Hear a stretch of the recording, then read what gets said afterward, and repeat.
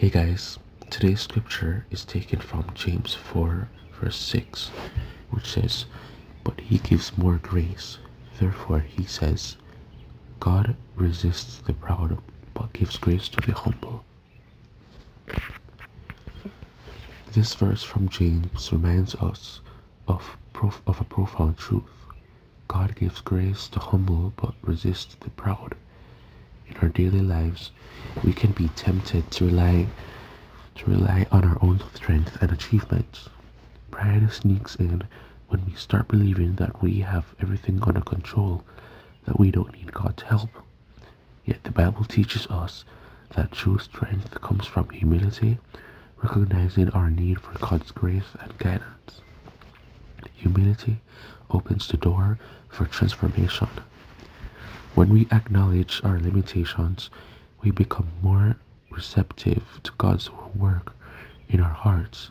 This is not only about less.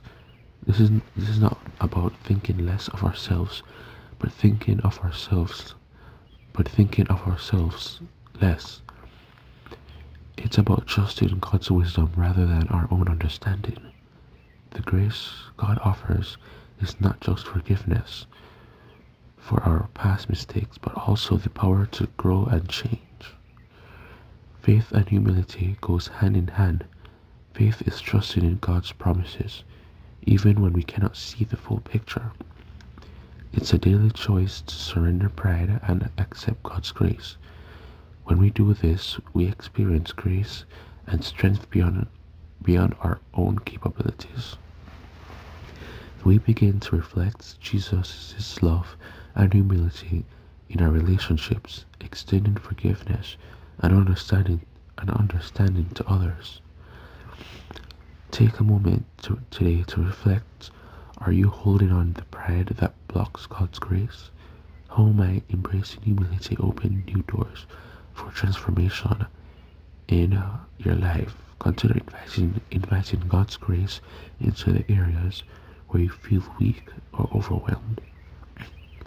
Trust that His power will be made perfect in your humility. Alright, I have a short prayer on the screen for anyone that wants to read it. Basically, what this is saying is that we should always humble ourselves and not think or not think too great of ourselves, because then we might be led astray. We should always take corrections and stuff like that, and just try to be humble, guys.